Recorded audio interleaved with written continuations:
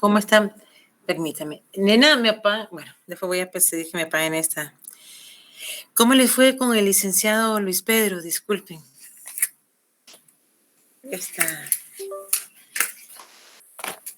¿Cómo le fue la semana pasada?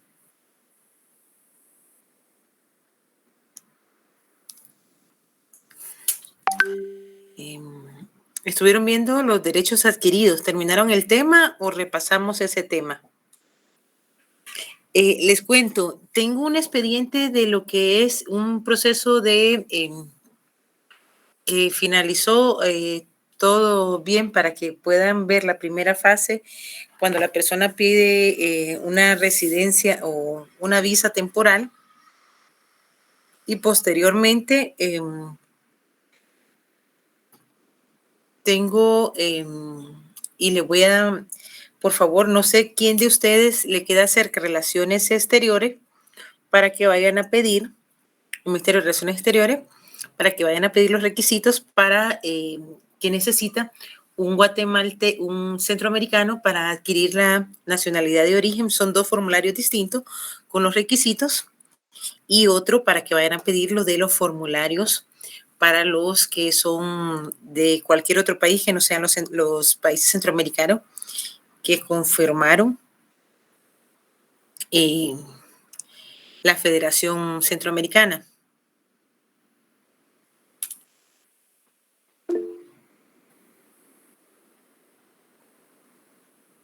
Espérenme.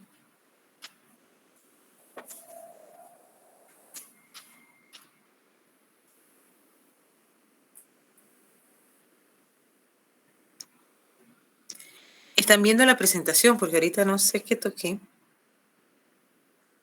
Compañeros, ¿me escuchan? Va.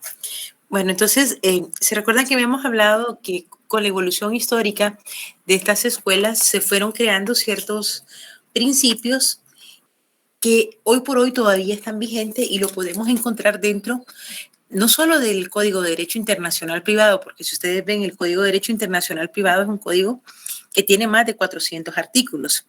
Sin embargo, los tenemos súper resumidos o concretizados en la ley del organismo judicial. Bueno, estos principios o reglas de derecho internacional privado que están vigentes tanto en la ley, el Código de Derecho Internacional Privado o Código de Bustamante, también la tenemos en la legislación guatemalteca. Y esto lo podemos ver, por ejemplo, en estas clases que vimos del bosquejo histórico de la formación del derecho internacional privado, se estableció que cada una de estas escuelas, estas 5 escuelas que fuimos viendo, la escuela italiana antigua, la escuela francesa antigua, la escuela holandesa, la escuela italiana moderna, la escuela francesa moderna y la escuela latinoamericana o angloamericana, que ya vemos que tomamos no solo lo que tenía Europa, sino lo que se fue dando dentro de nuestro territorio para ir creando nuevas reglas de derecho internacional privado. Pero algo que quiero comentarle, que es algo que lo vamos a ver dentro de esta clase, es de que aun y cuando se establece, por ejemplo, que todas las personas tienen el derecho a una nacionalidad, si ustedes ven en muchísimas de las convenciones, eso lo hablábamos en este curso del doctorado de Derecho Internacional, Derecho Constitucional Internacional, me llamó muchísimo la atención de volver a hablar con Europa. Por ejemplo, se supone que Europa tiene un doble ordenamiento. En la Unión Europea, que tiene su Corte Europea, que también ve temas de derechos humanos, y la Corte Europea de Derechos Humanos, que son dos tribunales distintos y que muchas veces por falta de tiempo no nos dedicamos a ver. Uno se establece con la convención y la otra, con la Convención de la Unión Europea, y la otra es una carta de Niza. Pero lo interesante es que yo le planteaba a mi catedrática, como catedrática de Derecho Internacional Privada, que habían resuelto ellos con las personas que eran apátridas. Porque vamos a ver la próxima clase, el concepto de nacionalidad, Y vamos a ver que aun y cuando las convenciones de derechos humanos, tanto de la ONU, tanto de América, de África y de Europa, hablan de que todas las personas tienen un derecho a una nacionalidad, pero hay más de 1 millón, se calcula que hay más de 1.300.000 personas que son apátridas porque no pueden comprobar dónde nacieron. Entonces, ¿ante quién gestionan ellos estos derechos? ¿Ante quién gestionan derechos humanos y ante quién gestionan, ante qué Estado vienen y van a pedir estas reglas de derecho internacional privada? Y se supone que con lo avanzado que ellos han estado en situaciones de derecho, no saben qué hacer tampoco. Entonces vamos a darnos cuenta que aun y cuando tenemos principios de derechos, tenemos reglas, hay situaciones que están en el limbo. ¿Cuántos de ustedes, si yo les pregunto ahorita, saben qué es precisamente la situación de los apátridas?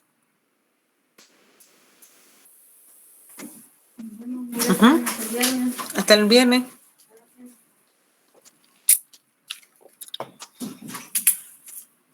Erwin, a mí, Sebastián, ¿si es de la facultad o dicen que anda aquí metido y no es de la facultad? Pues yo sé que... Buenas tardes, licenciada. Sí, así es. Voy a ingresar, disculpe. Bueno, ¿cuántos de ustedes hemos hablado de la nacionalidad y ese vínculo jurídico, político que me une a un Estado? Lo vamos a ver la próxima clase. Quiero que la veamos en cuanto a lo que es en sí la nacionalidad, porque una cosa, la nacionalidad es el vínculo jurídico que me une con una persona y la ciudadanía es el vínculo jurídico político. Pero por muchos siglos se ha confundido nacionalidad y ciudadanía. Pero eso lo vamos a ver en una clase. Pero si yo les pregunto hoy por hoy a ustedes, ¿qué es apátrida? Búsquelo, googleenlo entonces, vamos a ver qué le sale.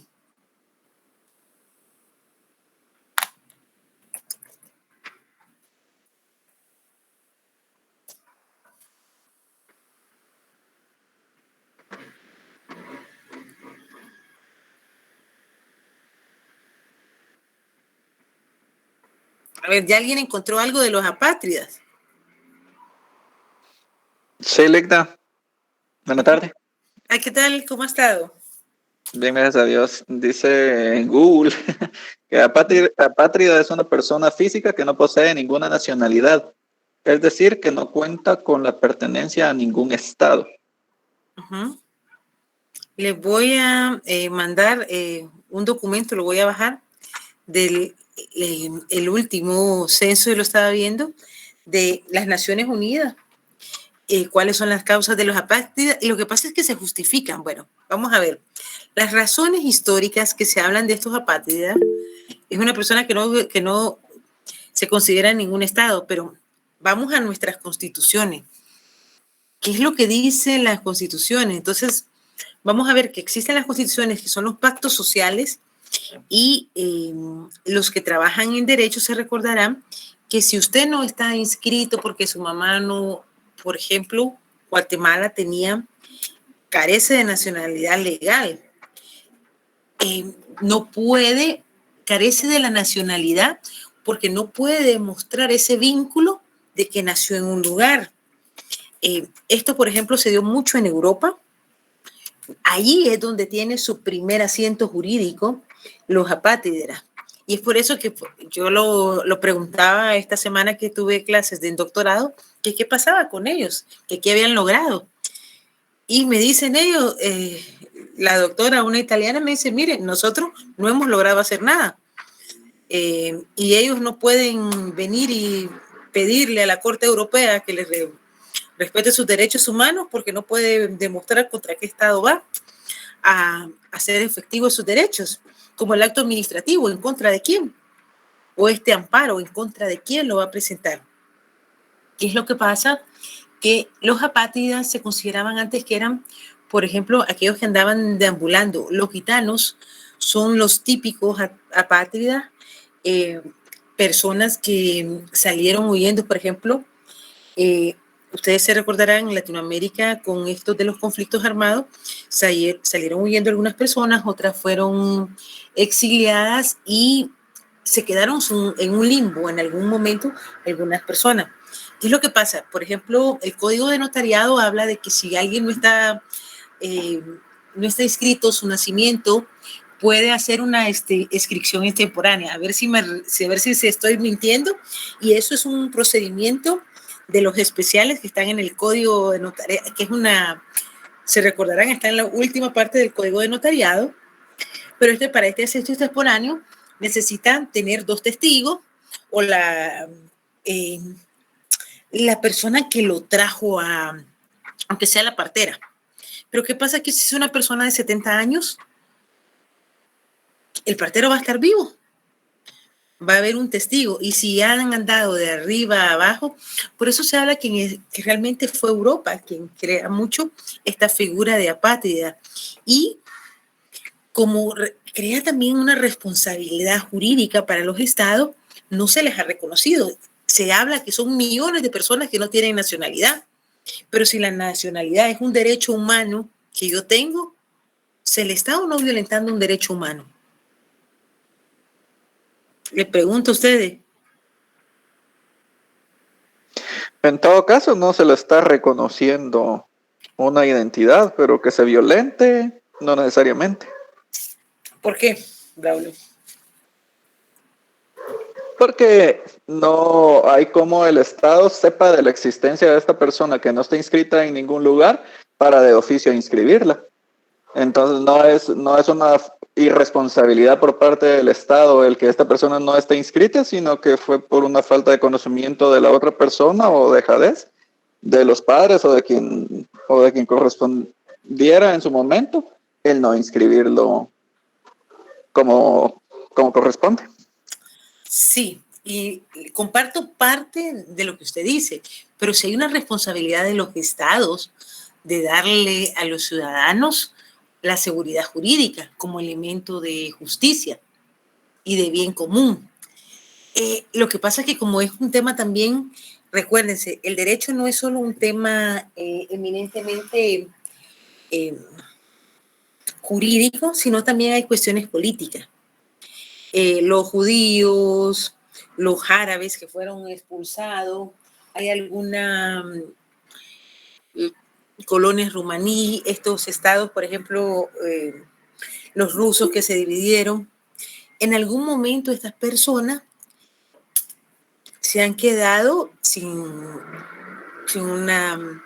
un reconocimiento jurídico. Y para mí, en lo personal, creo que sí hay una responsabilidad, y no solo de los estados. Yo diría que si las Naciones Unidas reconocen a esta cantidad de estados, y esto ya viene, vamos a darnos cuenta que hay una declaración sobre los derechos de la nacionalidad, y ahí ya se toma, hace más de 20 años, más de 30 años, la situación de arreglar esta situación jurídica de los apátridas, y no se ha hecho. Entonces no hay voluntad política, no hay voluntad. Entonces nos damos cuenta que algunas cosas que replicamos en nuestros países también se dan en otros países. ¿Por qué? Porque se debería de garantizar estos elementos. Pero estas personas en algún momento son víctimas de algunas violaciones a sus derechos o no van a poder ejercerlo. Porque imagínense si una apátrida compra un inmueble, ¿cómo va a garantizar su derecho si no puede ejercer la nacionalidad o su nombre? Va a tener en determinado momento la posesión, o porque eran de vagabundo. Acuérdense que en Europa los gitanos se consideraban que era gente vaga, que andaba de arriba para abajo, los emigrantes. Entonces sí es una situación bastante compleja que me llamó la atención que todavía no se ha logrado resolver. Pero vamos a ver entonces que durante volviendo a este bosquejo histórico, la nacionalidad es una parte muy importante para que usted pueda ejercer estas reglas de derecho internacional privado.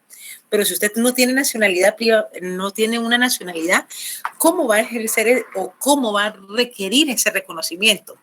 Y eso sí es algo que me gusta debatirlo con ustedes porque es la realidad. Entonces, nos vamos dando cuenta que desde que se empieza el estudio en 1251 por esta escuela, los glosadores, los posglosadores, hasta nuestros días, hay una serie de principios que están vigentes y que son positivos. La ley Res Citae, que se recuerdan que empezamos a hablar de que los bienes muebles, bueno, habían dos leyes. Los bienes muebles se regían por la situación del lugar y los bienes muebles igual. Entonces, el vocablo latino para eso es lex rei citae. Los bienes inmuebles y los bienes muebles se rigen por la ley del lugar donde están ubicados. En el derecho romano realmente no existió una diferenciación entre los bienes que se denominaban bienes muebles y bienes inmuebles. Esto ya se dio en la época del señor feudal. Lo que yo siempre les he dicho, que para mí en la época feudal era un semiesclavismo, porque era disfrazado de que yo le trabajaba a una persona, pero las condiciones de trabajo me hacían que las personas estuvieran siempre endeudadas con el señor feudal, que tuvieran que trabajar siempre más y más, y entonces se confundió, como lo dije desde el principio, como lo hizo la escuela francesa, en que no se diferenció entre los bienes inmuebles. Las tierras donde trabajaban estas personas, los vasallos, pertenecían al señor feudal, y los bienes muebles eran los que podían pertenecer a los vasallos. Es decir, un semoviente, una vaca, un toro, un buey, un caballo, pero la tierra siempre le iba a pertenecer al señor feudal, aunque usted le trabajara 80 años. Él lo que le daba era que, a cambio de que me dieran ese pedazo de tierra para yo poder cultivarlo, el señor feudal me permitía sembrar cierta cantidad, pero no me alcanzaba, entonces siempre tenía que sembrar la cantidad o darle el servicio al señor feudal para que a cambio me diera una pequeña cantidad de tierra para sobrevivir. Y es lo que se hablaba aquí en Guatemala pasaba, que muchas personas tienen una cantidad de tierra que no les alcanza, que en determinado momento los campesinos se tienen que ir a los cortes o a las talas en otros lugares o a trabajarles. Incluso he visto personas que son de Cobán que me cuentan de que hay personas que tienen o más tierra o porque tienen familiares de personas ancestrales o que tienen cierta posición dentro del derecho ancestral, que han adquirido más tierras. Entonces, ¿qué es lo que hace? Por ejemplo, siembran cargamomo, pero a los demás de la comunidad no le pagan con dinero, sino que le dicen, bueno, tú me vienes a sembrar en mi tierra, yo cuando te toque en tu tierra te voy y te siembro. Pero no hay un trueque en cuanto a dinero. Y va a depender de la cantidad de tierra que tenía. El rey Citae, al surgir al principio de igualdad civil y la libertad económica que surge al finalizar esta época feudal, este privilegio que solo eran de los señores feudales, tenían derecho a estos bienes inmuebles, quedó sin efecto. Pero es cuando ya salimos de esta época feudal, empieza a haber artesanos que van generando dinero, que van generando lo que se conoce como la época de la burguesía, que ya no necesitan la tierra, sino que tienen otras habilidades, se inventa la pólvora, como les habíamos dicho.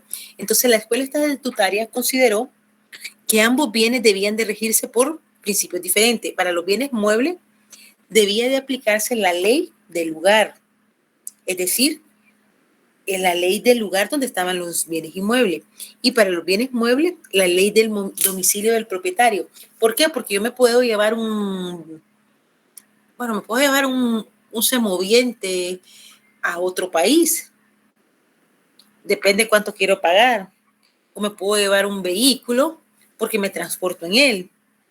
Pero como les decía, no me puedo llevar un terreno, aunque le haga hoyos, la parte de la tierra va a estar ahí.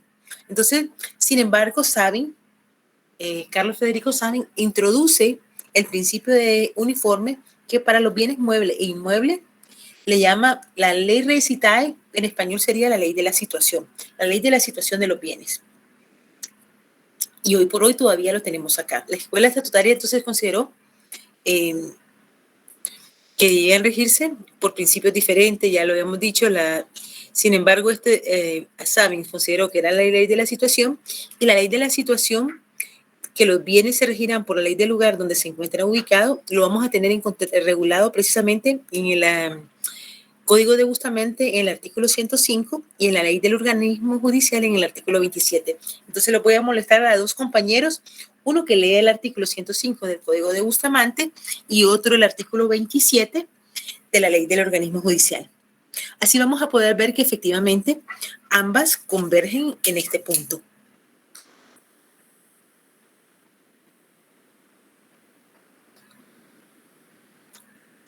No dejen de olvidarse que algo que también para los estados es muy importante en cuanto a la situación de los bienes es porque siempre ha habido y todavía se habla, yo creo que Guatemala todavía habla de la soberanía, y entonces que los bienes, hay una identidad que va marcada por esa pertenencia a tener los objetos. Francia, como les decía, es uno de los países que más ve si la persona no tiene hijos o esposa para heredar, los coherederos o familiares no lo permiten, le queda al fisco esa sucesión vacante. Entonces, Europa, con estos reinados y estas situaciones, fue mucha de este pensamiento. Creo que en Latinoamérica también lo tenemos. Entonces, ¿quién puede leer el artículo 105 del Código de Bustamante?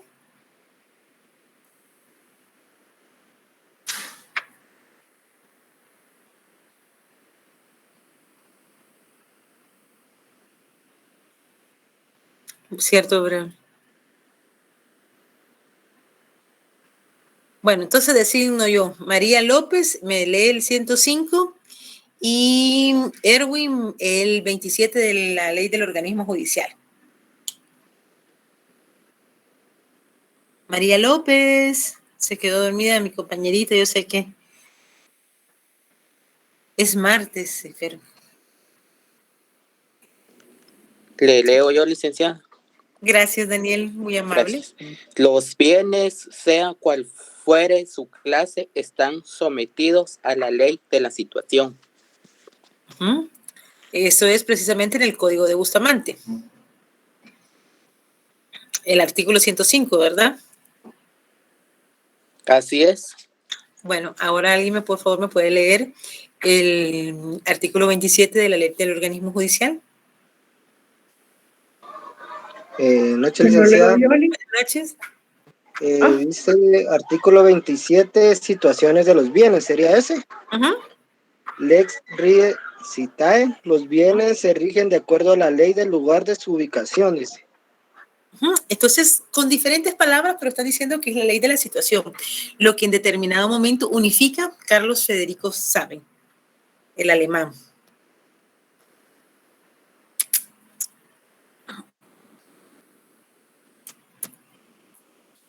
Bueno, también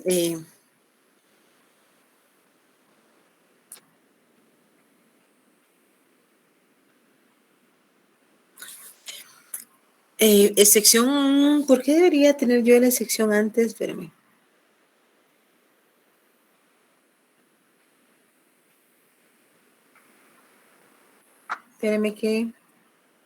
Espérame.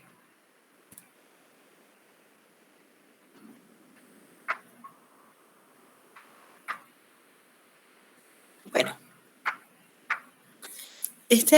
la ley de la situación o esta ley recitada tenía su fundamento en la necesidad que tiene el Estado de salvaguardar precisamente lo que les decía, su soberanía e independencia.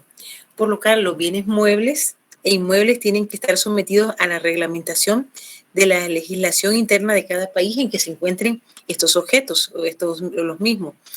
Esta necesidad de soberanía la encontramos regulada también en la ley de la situación supletoria, de titulación supletoria, donde hay una prohibición expresa que los extranjeros no podrán poseder bienes inmuebles de los que se encuentren en ciertas áreas limítrofes del Estado. Vamos a ver si alguien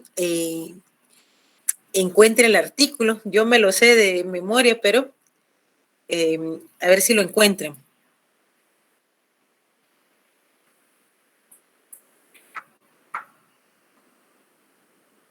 ¿Cómo fue? Dijo Lick, disculpen.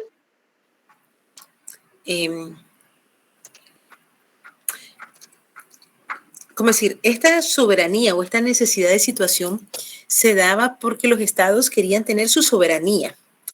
Y esta prohibición no solo está en esa necesidad de reglamentación. En la Constitución se establece que las personas podemos obtener bienes, el derecho a la propiedad privada, pero en la ley de titulación supletoria, no sé si la tienen a la mano, o la pueden buscar en la ley de titulación supletoria, se dejó un artículo expreso, donde dicen que las personas extranjeras no van a poder tener o adquirir, o que hayan nacido fuera del estado de Guatemala, ciertas bienes muebles que estén en determinados lugares, porque iría contra la soberanía. ¿Por qué? Porque, por ejemplo, si hubiera una guerra entre Guatemala y otro estado, este estado o estas personas posiblemente no van a ser fieles a Guatemala, sino al país donde tienen esa vinculación emocional. Entonces quería que buscaran ese artículo para esa prohibición o limitación. Vamos a darles unos 5 minutos para que lo puedan buscar. ¿Les parece bien? Eso es, de todos modos, ojo, que esa pregunta también es pregunta de privado y notariado. Más de mis catedráticos de la vieja escuela. Porque es una limitación que tienen que tener cuidado a la hora que la están ejerciendo. ¿Sí? Licenciada, disculpe, ¿cuál es la pregunta? Sí, ¿cuál es el artículo de la ley de titulación supletoria que tiene una prohibición expresa para que los extranjeros puedan adquirir ciertos bienes inmuebles en el área guatemalteca? Esa es la pregunta.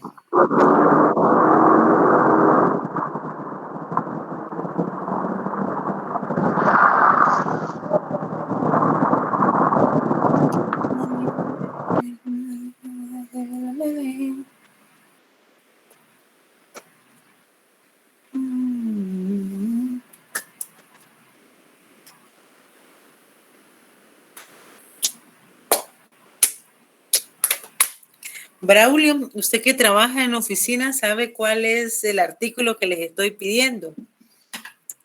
Pobre Braulio, me va a odiar, pero... No te da pena. Fíjese que no, porque es que yo notariado no veo, solamente cuestiones judiciales. Entonces no estoy familiarizado con eso, pero ahorita estoy leyendo la ley. El artículo 1, por favor. El 1. El poseedor de bienes inmuebles que carezca de título inscribible en el registro de la propiedad podrá solicitar su titulación supletoria ante juez de primera instancia del ramo civil. El interesado deberá probar la posesión legítima, continua, pacífica, pública, de buena fe y a nombre propio durante un periodo no menor de 10 años, pudiendo agregar el de sus antecesores siempre que reúnan los mismos requisitos. No dice nada extranjero. El 2 va a ser. Solo los guatemaltecos naturales pueden obtener titulación supletoria de bienes inmuebles. Si se tratara de personas jurídicas, estas deberán ser integradas mayoritaria o totalmente por guatemaltecos, circunstancia que deberá aprobarse fehacientemente al formular la solicitud respectiva. Bueno, acuérdense que cuando estamos hablando de titulación supletoria, le están hablando 10 años de posesión pacífica, a ver si me recuerdo el artículo 621. Y la usucapión, que son otros 10 años, ustedes adquieren. Por eso es que les dice los 10 años de ustedes más los de sus antecesores, para ver si ya pueden llenar esto. Y más las áreas limítrofes. Esa es una limitación para los guatemaltecos que no son de origen. Y esa es una pregunta de privado. Entonces, se las dejo ahí, que esa es la idea de esta clase. Me gusta mucho porque realmente vamos integrando código civil, código de notariado. Yo sí puedo decirle que tuve una de los mejores notarios que tiene Guatemala. 3 notarios, el licenciado Neri Muñoz, pero creo que como catedrático respeto mucho al licenciado Neri, al doctor Neri, pero el licenciado Alvarado Sandoval es una eminencia, y también el licenciado López Pacheco, quienes lo conocen o han recibido clases con él. Si ustedes recibieron con estos 2 catedráticos, no hay quien no podrían perder un examen de notariado, nunca. Bueno, después vamos a irnos al locus regis actum. Aquí, este es un principio de derecho internacional privado que significa que los actos, y lo vimos en la evolución histórica, que los actos jurídicos, declaración unilateral, negocio jurídico, se van a regir por la ley del lugar donde se celebren. Es decir, en principio, los bienes van a estar regulados por el lugar donde están ubicados, la ley de la situación. Cuando hablamos de locus regis actum, cuando se realiza, ya sea una declaración unilateral, un negocio jurídico, un testamento, vamos a estar regidos por el lugar donde yo lo estoy realizando. Se regirán por la ley del lugar de su celebración. Este principio es importante. En este no es importante la nacionalidad de las partes del acto jurídico, sino que lo importante es que la ley del lugar donde se celebre el negocio jurídico va a ser la que surta o regirá y determinará las formalidades intrínsecas del acto. Y es decir, que aunque haya varias personas de diferente nacionalidad, en Guatemala se debe realizar un negocio jurídico, por ejemplo, de compra-venta, deberán regirse por las formalidades de la ley guatemalteca en cuanto a las formalidades contenidas en los artículos 1251, 1319, 1518, 1519, 1517, 1543 al 1573, 1574, 1575, 1576, 77. Y además lo establecido en el apartado de compra-venta del Código Civil, es decir, en una escritura pública. Vamos a ver por qué formalidades extrínsecas, porque aquí es muy importante esta palabrita, porque la vamos a encontrar dentro de la ley del organismo judicial. Aquí estamos hablando del lugar de la celebración. Aquí no es importante la nacionalidad de las personas, sino la situación del negocio jurídico. Por ejemplo, puede estar aquí un guatemalteco, o puede estar en Estados Unidos un guatemalteco, un peruano, un francés, y van a adquirir unos bienes inmuebles. Por ejemplo, para Estados Unidos hay una cláusula como muy parecida, no es igual, pero algo parecido en cuanto a establecer de dónde viene la procedencia del dinero.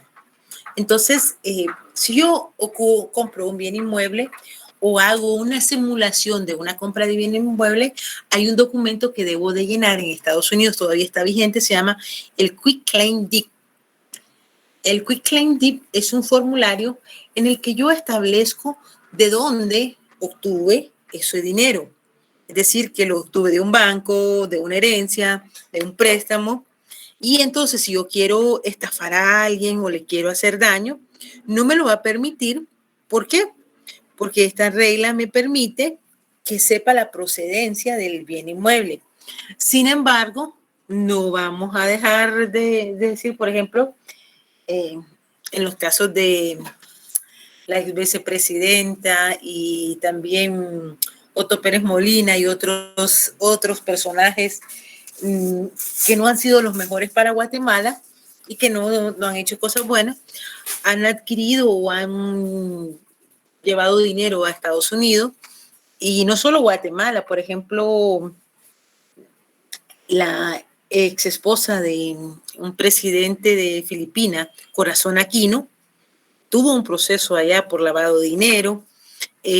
Han habido muchas personas que llevan el dinero, primero se recibe y después a veces los países latinoamericanos cuestionan mucho qué es lo que pasa, que Estados Unidos después se da cuenta, primero recibe el dinero y después va a ir viendo estas situaciones, pero es estas razones por las cuales hay que ver las leyes de cada lugar para ver cuáles son las formalidades que se dan.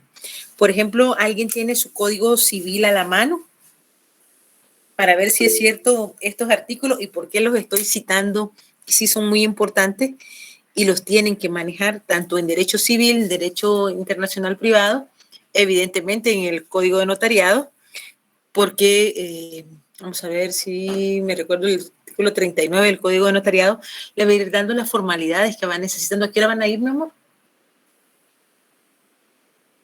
Va. Gracias. Las formalidades que ustedes van a ir necesitando. Entonces, por favor, el 1251 le leímos el día que incluso iba en la calle, un compañero me hizo favor. Ahora el 1319, por favor. Papá, apágame esa luz y me enciendes la otra. 1319.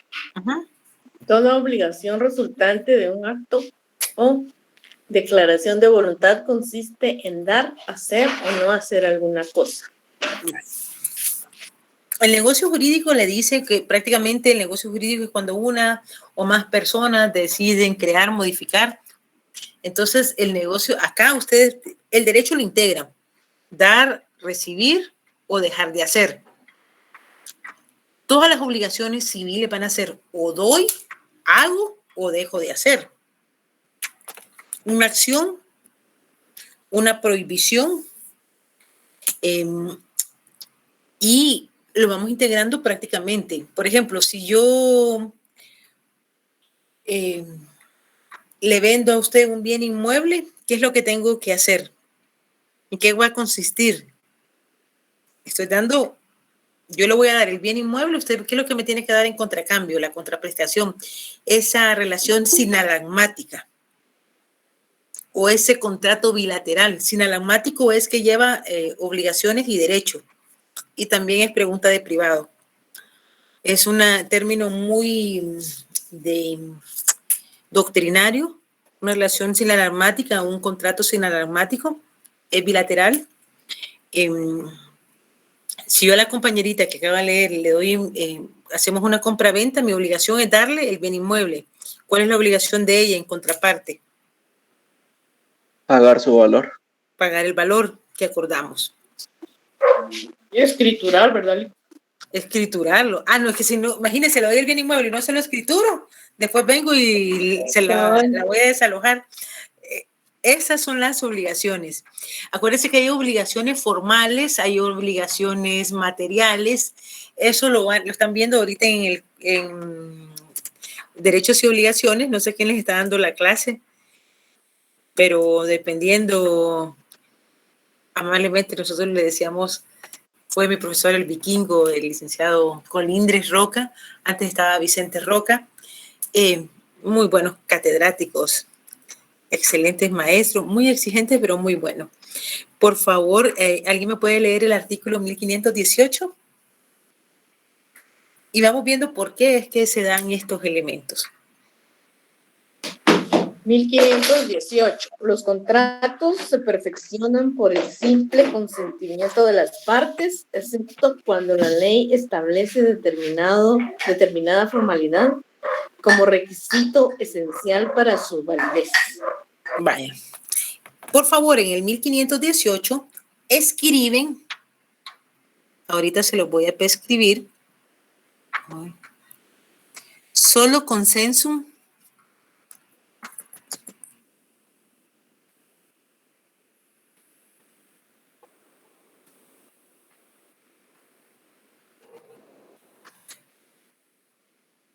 con solo el consentimiento, solo el concepto obliguen. Con esto ya se perfecciona. El consentimiento es ley entre las partes. Y también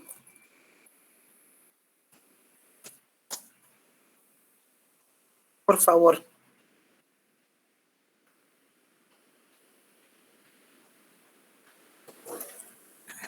Permítame, que no me estar comiendo una letra, si no me van a matar a mis catedráticos.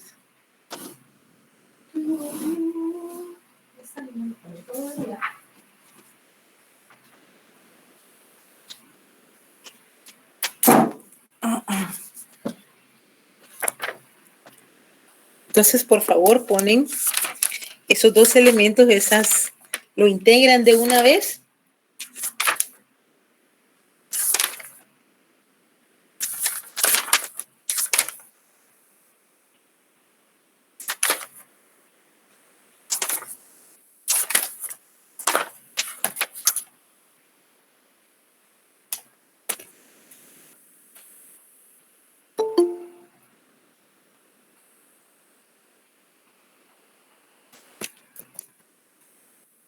Ahora, entonces, ya saben, en el 1518 le ponen, son los consensos. Espérenme que me está con... Sí. Es M la última.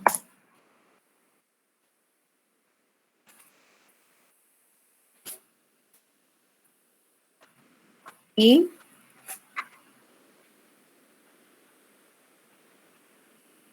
en el 1519 me lo pueden leer, es el Pacta Sunt Servanda.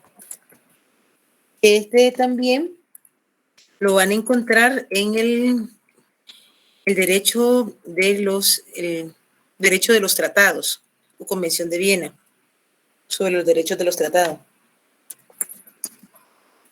Se lo leo, licenciada. Por favor, ese lo ponen en el 1519, por favor. 1519. Desde que se perfecciona un contrato, obliga a los contratantes al cumplimiento de lo convenido, siempre que estuviere dentro de las disposiciones legales relativas al negocio celebrado, y debe ejecutarse de buena fe y según la común intención de las partes. Bueno, en este es el que va el Pacta Sunt Servanda. ¿Por qué? Porque se tiene que actuar de buena fe. Las personas ya perfeccionaron el contrato, tienen la obligación de cumplir con el mismo y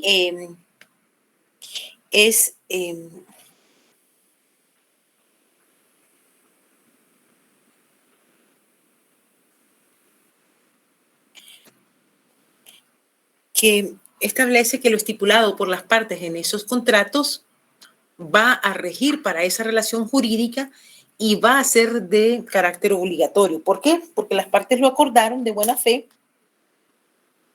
y deben de, no solo de ponerse, sino se deben de cumplir. Bueno, ¿me pueden hacer favor? ¿Ya integraron, por favor, estos dos artículos o estos dos elementos que les acabo de dar?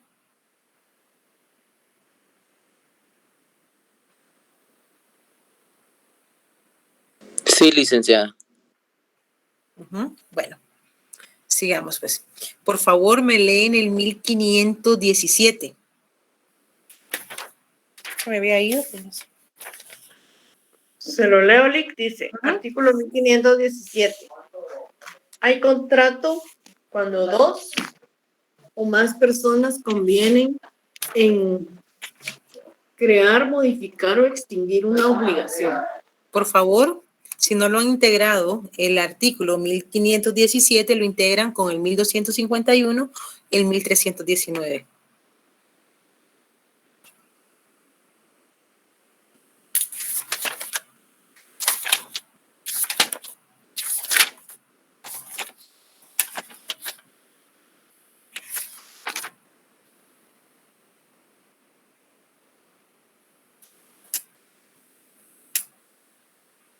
¿Listo? Ahora les voy a pedir que lean el 1543.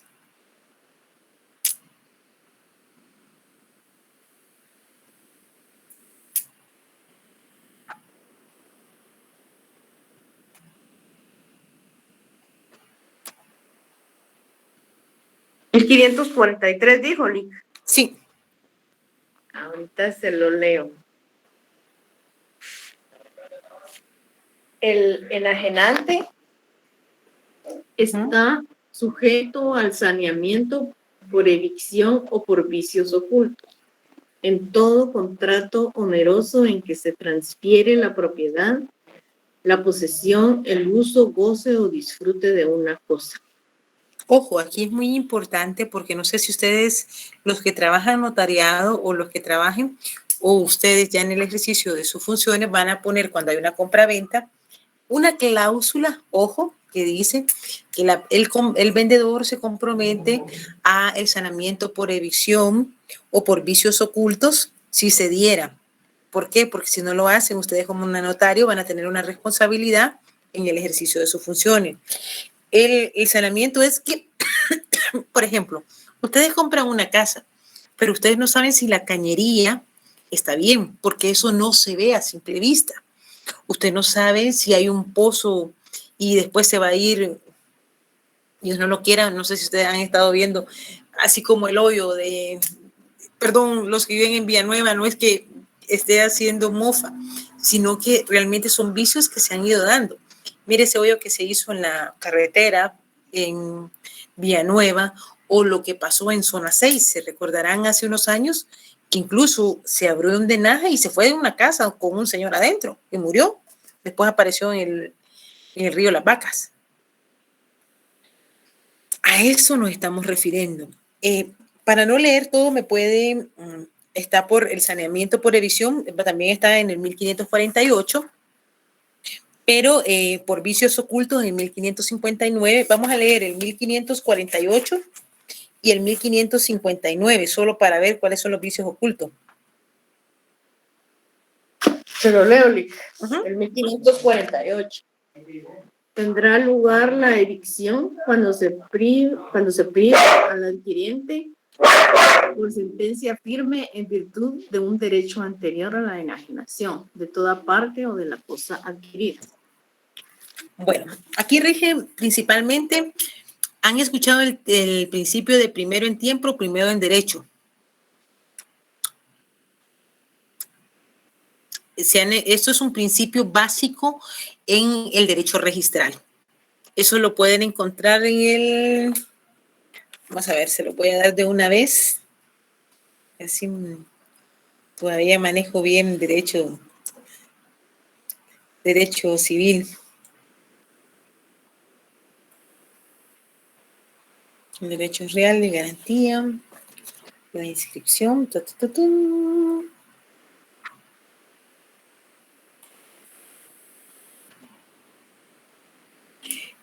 Sitúense por favor en el libro cuarto de la de Derecho de la Propiedad.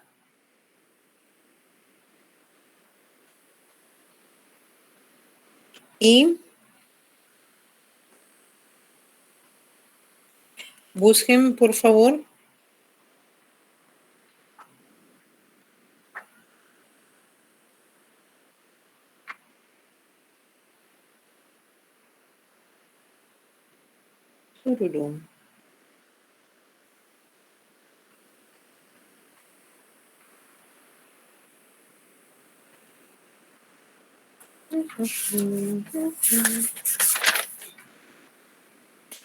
en el principio de inscripción, por favor, buscan el artículo 1129 y le ponen a la par que ese es el principio de inscripción.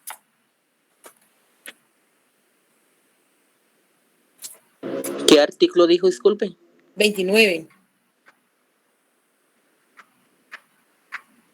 ¿Necesita que lo leamos, Lick? No. Sí, por favor. Artículo 1129. Artículo 81 del decreto ley número 218. En ningún tribunal ni oficina pública se admitirán escrituras ni documentos sujetos a inscripción que no hubieran sido razonados por el registrador. Entonces, cualquier documento que vaya a registrar, debe estar razonado, no puede llegarle, por ejemplo, a usted le lleva a una persona una copia de su escritura pública y le dice que le va a vender. Como es su conocido, y de ahí, por favor, necesito que lean el 1141. Ese es el de principio de prioridad. El que primero presenta, primero no inscribe. Por ejemplo, vengo yo y soy una estafadora y les ofrezco a ustedes mi casa. Y acordamos con dos compañeros, hago dos escrituras públicas con dos notarios distintos. ¿Qué va a pasar en ese momento? Por favor, lean el artículo 1141 para que vayamos viendo por qué es todas estas razones de derecho civil, de las reglas locales y la obligación de ustedes como notario o como abogados cuando vayan a litigar estos tips que deben de saber. Por favor, el 1141. Ahorita se lo leo. Dice, gracias. Entre dos o más inscripciones de una misma fecha y relativas a la misma finca o derecho, determinará la preferencia, la anterioridad en la hora de la entrega del título en el registro. Y a la par le ponen, por favor, principio de prioridad, porque es el término jurídico, y primero en tiempo, primero en derecho. Quiere decir que puede ser que ayer haya hecho la escritura con la compañerita y mañana la hago con Braulio, pero Braulio va y la inscribe mañana, que va a quedar inscrita. Y la compañerita la inscribe pasado mañana. O la inscribe, Braulio presenta a las 8 de la mañana y la compañera la inscribe a las 10. ¿Cuál va a quedar inscrita?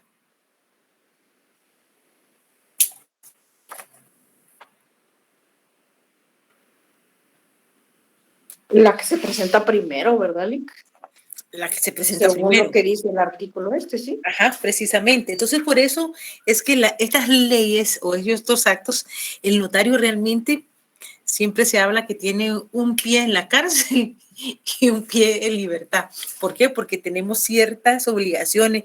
El título de notariado, yo me siento muy feliz cuando veo a mis alumnos que dicen, ya tengo el título de notariado, pero si supieran que el título de notariado tiene mucha responsabilidad, porque no es solo el hacer una escritura pública y ya está, no, lleva una serie de pasos que van a tener una repercusión a lo largo de la vida y que puede ser para bien o para mal. Bueno, ahora me pueden leer el 1570, el 58, por favor. Ese saneamiento por evicción y el otro es saneamiento por vicios ocultos.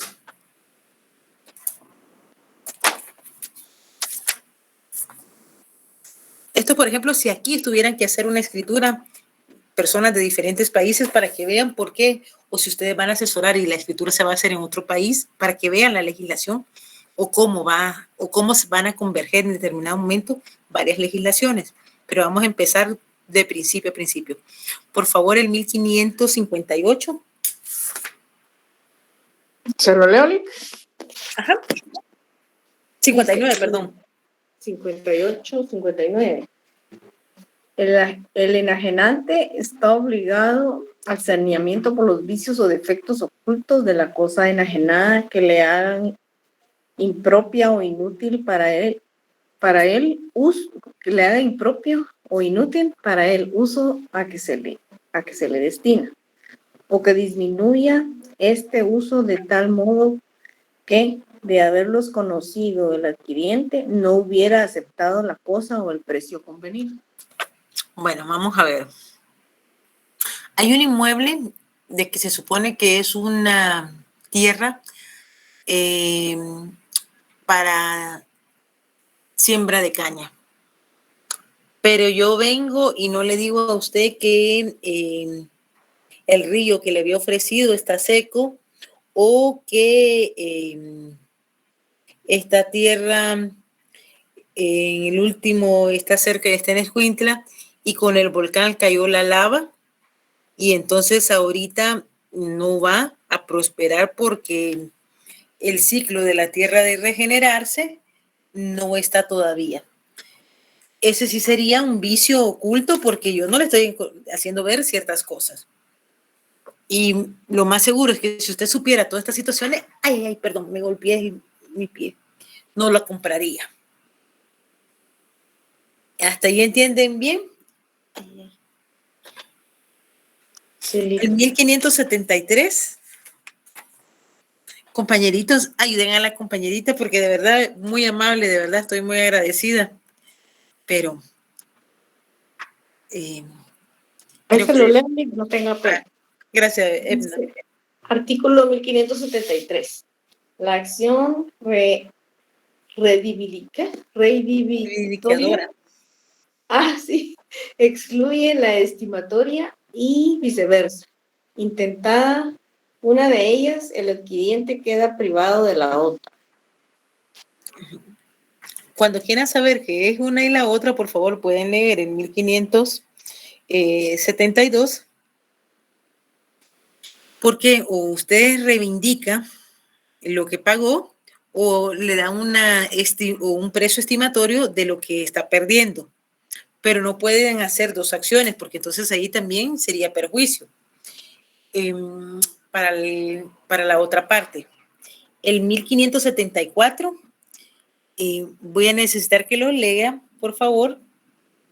Y el 1575.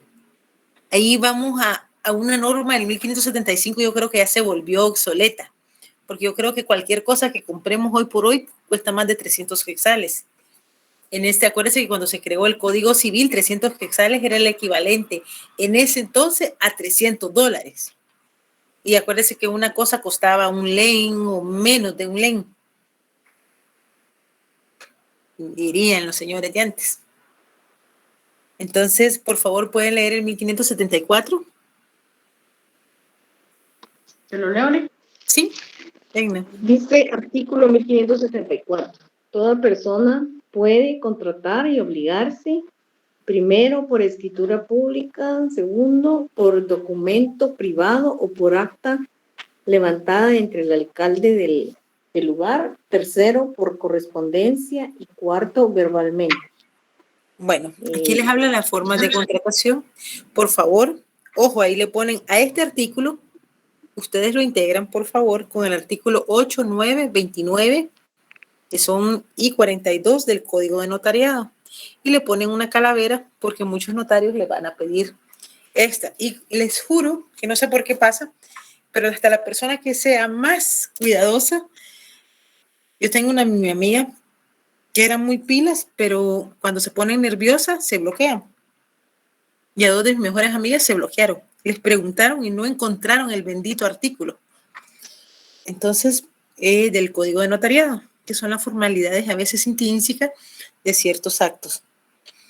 ¿Qué artículo dijo? Perdón, Eli, del Código de 8, Notariado. 9, 29 y 42. 29 son las formalidades que debe de tener una escritura pública per se. El artículo 39 no.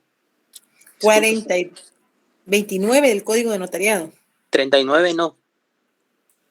Es que no tengo, pero déjeme ver, ya me dejó duda usted. Gracias. Me van a correr del trabajo porque le estoy quitando el quehacer a los notarios. Déjame ver el Código de Notariado.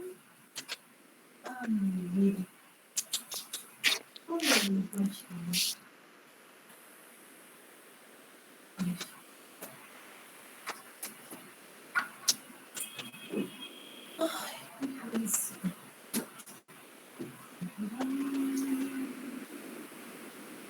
El artículo 39 del Código de Notariado dice, Eli, pero esa es la devolución de documentos protocolizados.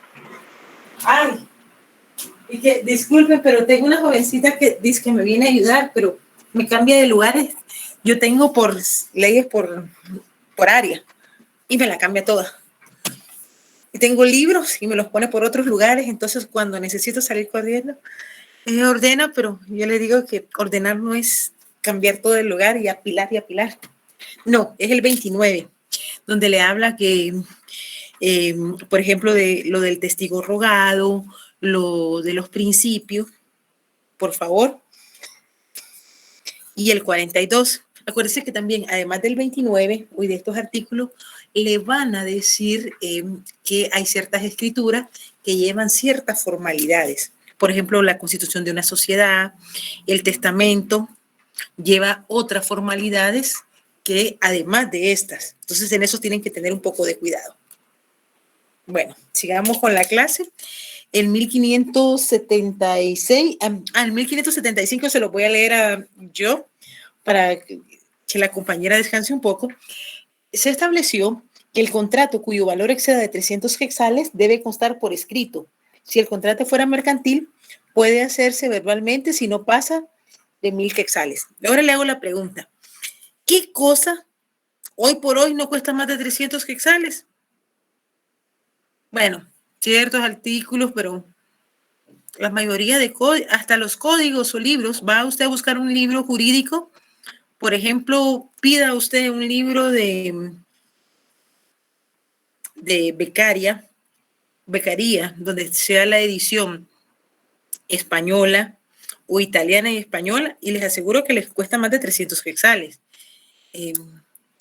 Pida el de Muñoz Conde, cualquiera de las ediciones, y le cuesta más de 300 quetzales. ¿Qué libro les puedo decir que tengo? Y no lo hice en escritura pública, pero cuesta más de 300 quetzales. Entonces, cuando se hizo, como les decía, en esta norma, los 300 quetzales eran un valor que no lo tenía cualquiera, entonces debía ser por escrito. Hoy por hoy esta norma está positiva, pero ¿qué tan vigente es? El 1576 nos refiere que los contratos que tengan que inscribirse o anotarse, es decir, en un registro, cualquiera que sea su valor, deberá constar en escritura pública. Sin embargo, los contratos serán válidos y las partes pueden compelerse o obligarse recíprocamente al otorgamiento de una escritura pública si se establecieran sus requisitos esenciales, como por confesión judicial del obligado o por otro medio que fuera prueba escrita. Por ejemplo, como decía la compañera, me da el dinero, le doy el inmueble, pero no le doy la escritura. ¿Cómo puede hacer ella? Bueno, me cita y hace que yo haga pide que yo haga una confesión judicial, hace un pliego de deposición y se lo digo, compañeros, yo hice los casos, yo considero que le debo mucho a la Universidad de San Carlos, lo que soy, desde mi licenciatura, mi posgrado en criminología con 2 universidades, tanto de Guatemala, la Universidad de San Carlos, como la Universidad de Cuba, hoy por hoy el doctorado en Derecho Constitucional. Mi profesión como fiscal, si no hubiera estudiado en la San Carlos, pues no lo hubiera logrado. El ser catedrática de ustedes para mí es un honor, es sacar un poco de mi estrés que puedo generar en cualquier elemento de mi vida. Es tratar de darle ciertos tips para su vida. Es la cosa más bella que para mí puede dar. Entonces, realmente yo le debo mucho a la San Carlos. Yo saqué mis casos laborales y saqué mis casos en ese entonces civiles. Pero les cuento algo muy particular. Se habla de la plica y que dentro el pliego de posiciones o las preguntas que debe de contestar si iba dentro el nombre de la persona, el número de juicio, pero la plica, soy sincera, no le puse ni el nombre, ni el juicio, ni quién la iba a absolver. Entonces, cuando ya estaba en el juicio, me tocó de que la contraparte, pues era una abogada que tenía experiencia y mi asesor del bufete no se dio cuenta y pasé la pena más grande del mundo. Entonces yo siempre se los digo, por favor, si van a aplicar un pliego de posiciones, también el sobre debe decir quién lo va a absorber, qué proceso es, para qué. Es un tip porque me pasó a mí y creo que equivocarse, yo sí soy de la opinión de que una equivocación le sirve a uno para toda la vida. Si uno siempre le va y gana, no corrige errores. Y el ser humano nos engrandecemos por los triunfos, pero nos hacemos un poco más humildes con las derrotas. Entonces se los cuento porque me pasó. No me da pena, eso ya fue hace muchos años. Me dio pena de todos modos sí se obtuvo la pensión alimenticia. Sí logré hacerlo todo, pero me sirvió. Me recuerdo que me ponía de todos los colores ante la jueza y ante la persona que estaba representando. Pero no sé si a alguien le ha pasado. Y decía, Thomas Edison inventó la bombilla porque se equivocó 1000 veces. Pero yo creo que en los procesos nosotros como abogados no nos podemos equivocar 1000 veces. Con una vez creo que nos pase una equivocación, podemos aprender. Por lo menos eso creo yo. No sé qué piensen ustedes. Aunque cuesta a veces aceptar nuestros errores, pero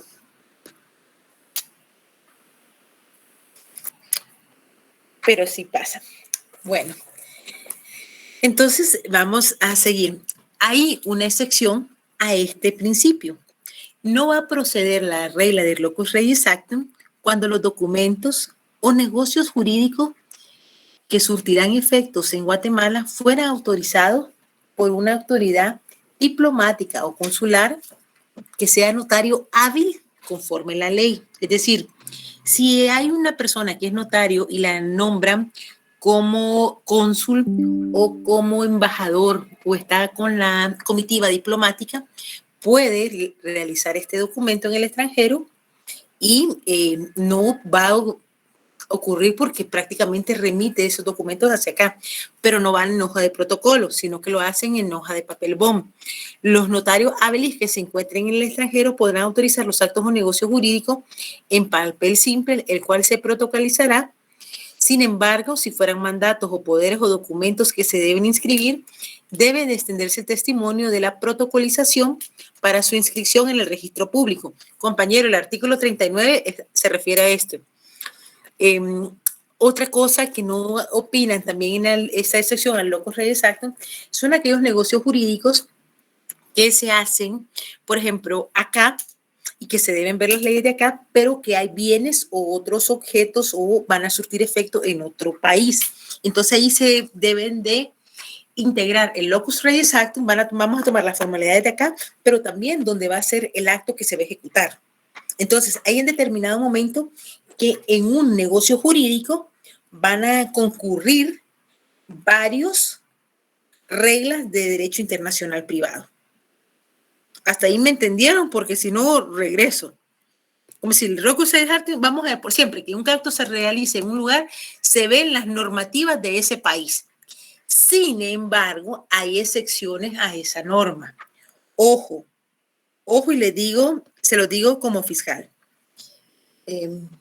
Como fiscal que sentencié, que logré sentencias, no sentencié yo, fue los jueces, a notarios que la mala práctica, a veces el error o la dejadez, venían y les decían a sus clientes, miren, no hay problema, les hago la hoja de protocolo y se las envío. Ojo, cuidado. Se las envío así en la escritura y como que la persona hubiera estado aquí en Guatemala. Pedíamos el movimiento migratorio, la persona nunca había entrado a Guatemala, estaba en Estados Unidos.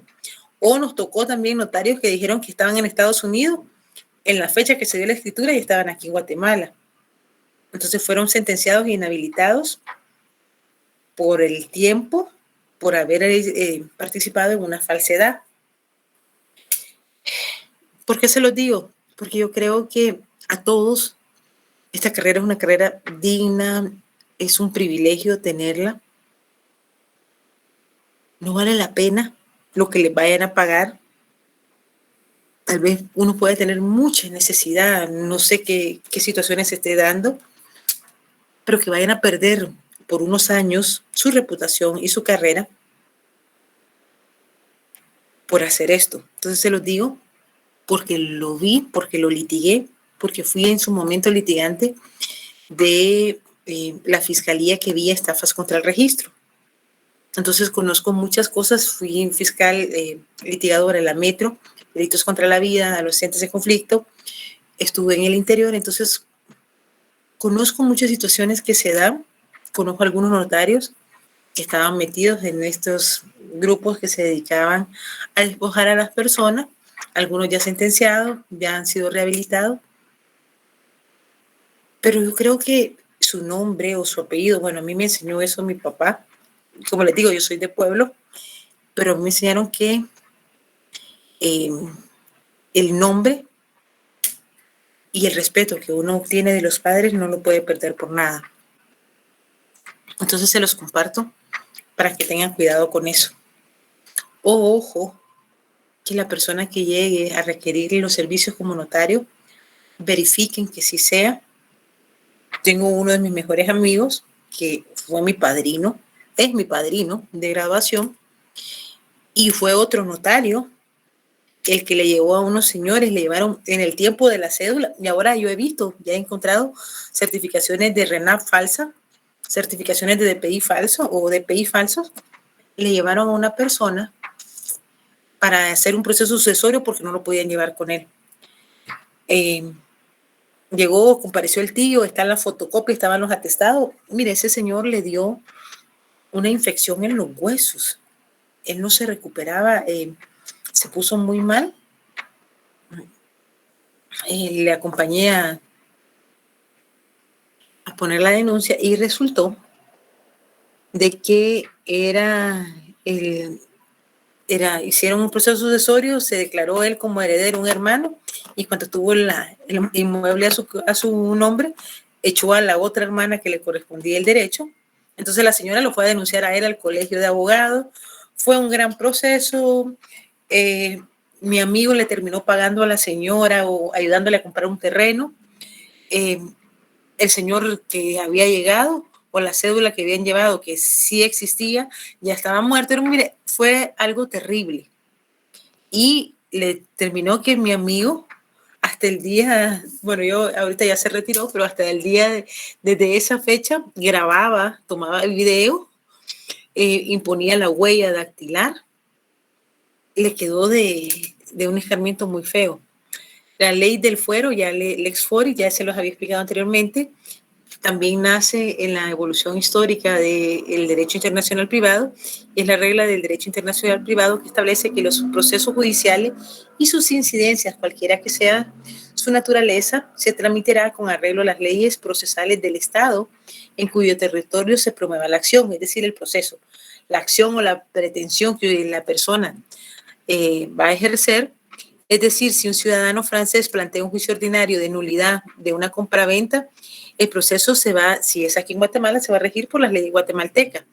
Y acuérdense que la nulidad, ojo, ahorita que estábamos viendo lo de los procesos, por favor, lean alguien que tenga a la mano el Código Civil, el 1301, y les voy a dar un pequeño tip que creo que se me había olvidado. Este principio del Lex Fori lo vamos a encontrar regulado en el artículo 33 de la Ley del Organismo Judicial. Por favor, el 1301.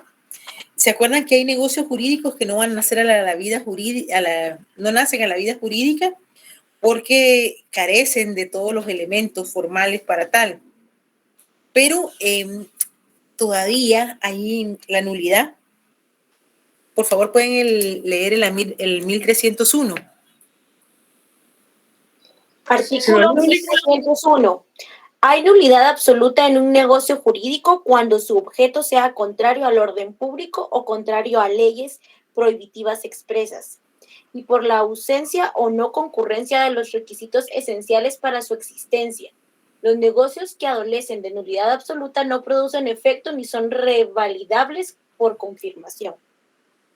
Bueno, esa es la nulidad absoluta.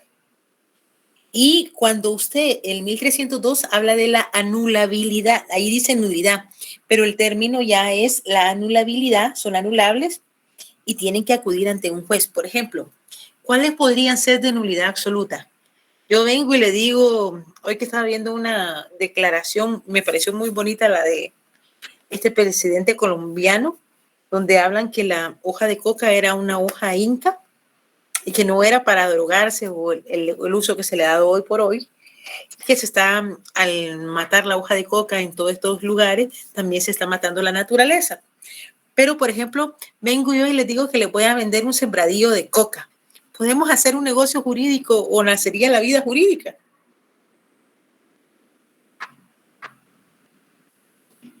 Ojo, les estoy diciendo. No es lícito. Contrario a la ley, nos vamos a ir presos. Bueno, pero entonces vengo y resulta de que me caigo y tengo un retraso, bueno, antes se hablaba de retraso mental o retardado, les decía. Hoy se habla de ciertas disminuciones, un retardo leve, moderado, severo, al que antes le decían idiota porque realmente no podía hacer ciertos actos. Si la persona es incapaz, este negocio jurídico no se puede llevar a cabo. Ahora, ¿qué puede pasar? Que depende el grado de retardo que tenga la persona. Hay ciertos retardos, por ejemplo, una persona con síndrome de Down se da cuenta uno, un autista con un autismo severo se va a dar cuenta, pero hay ciertos retardos que tal vez ustedes no son médicos y no se van a dar cuenta. Pero, por ejemplo, eso sería anulable. Ahora, ¿qué sería interesante? Por ejemplo, que lleguen con ustedes y llega una persona que tiene un retardo mental, pero que nunca fue declarado. No lo han declarado incapaz y que le hagan firmar. ¿Cómo sabrían ustedes que sí es o no incapaz? Solo que se fuera visto. Entonces, estos elementos es lo que se tiene que establecer, porque si nunca se le ha declarado que no está en sus 5 sentidos, tendrían que haber declarado o haber elementos para demostrar que no. Entonces, eso sí tenemos que tener un poco de cuidado. ¿Cuáles son anulables y cuáles no? Los que nunca nacen a la vida jurídica o los que sí nacen y van a tener que ir ante un juez a pedir la anulabilidad, que es la nulidad. Los que no nacen jamás a la vida absoluta, no nacen a la vida jurídica, no tienen fundamento, pero los otros sí nacen y tienen que pedir a través de un juicio. Bueno, vamos a la ley del fuero. También este principio también tiene una excepción y va a ser para los agentes diplomáticos, jefes de Estado. Por favor, pueden leer los artículos 298, 297, 298, 341 y 343 del derecho internacional privado y lo regulado en la convención. Ojo, la convención de Viena tiene varios. Tiene la convención sobre los derechos de los tratados, pero está la convención sobre relaciones consulares del 24 de abril de 1963. También habla, tiene la excepción de la territorialidad de la ley penal. Eso también tiene excepciones. ¿Por qué? Porque en ciertos delitos, como la delincuencia organizada transnacional, sí se puede perseguir. No sé si han estado viendo algunas noticias en el que con los efectos que ha habido en El Salvador, algunos salvadoreños, amablemente integrantes de pandillas y mara, pues se han venido a nuestro territorio. Entonces se les ha encontrado acá y bajo los principios de los regresamos a su país para que sean juzgados. Ojo, algo importante que me parece que quiero compartirles de la última clase de Derecho Internacional, Derecho Constitucional Internacional, es que, por ejemplo, en la Unión Europea también existe la extradición, pero si son miembros de la Unión Europea, también existe la facultad que, como hicieron con ¿quién fue el ministro de Gobernación acá? Que tenía, no, era el de la policía, el que tenía la nacionalidad suiza, lo juzgaron por los hechos en Guatemala, y ellos pueden juzgar por los hechos, por ejemplo, que hayan cometido en territorio europeo bajo las leyes o bajo el proceso en cada uno de estos estados. Creo que es importante ver cómo lo han ido realizando. Sin embargo, la única excepción es que si en ese país esa acción o esa conducta que le están tipificando no es delito, no lo van a juzgar. Entonces, y algo muy importante en cuanto a lo que habíamos hablado al principio de la nacionalidad, era de que han habido casos en los que ha habido personas que han pedido la función de refugiado para obtener nacionalidad y España se las ha negado y Alemania los ha aceptado, les ha dado el carácter de refugiado para después darle la nacionalidad y ha hecho una convocatoria. Por eso me llama mucho la atención con los apátridas y este tema, porque es parte de nuestra clase, les ha hecho un llamado a la Unión Europea o los países de la Unión Europea de que respeten ese derecho humano que les corresponde por las necesidades de los seres humanos que están llegando o están inmigrando por ciertas acciones que están haciendo en sus países o ciertos conflictos que los están haciendo migrar y salir de sus estados natales. Bueno, para mí fue un placer verlos esta semana. Gracias por estar conmigo. Que tengan feliz fin de semana. Cuídense mucho. Para mañana hay bloqueos. Tengan un poco de cuidado. Los veo el viernes, si Dios permite. Espero verlos el viernes. No he visto que hayan dado el día del abogado. Feliz noche. Por favor, si tienen alguna duda, me lo dicen. Yo tengo la costumbre de que hablo un poco rápido. He tratado de ir no hablando tan rápido, pero por favor, si tienen alguna duda, no hay ningún problema. Volvemos a recapitular. Feliz noche, que descansen. Buenas noches. Buenas noches. Gracias, Hasta feliz luego. noche. Feliz noche. Hasta luego.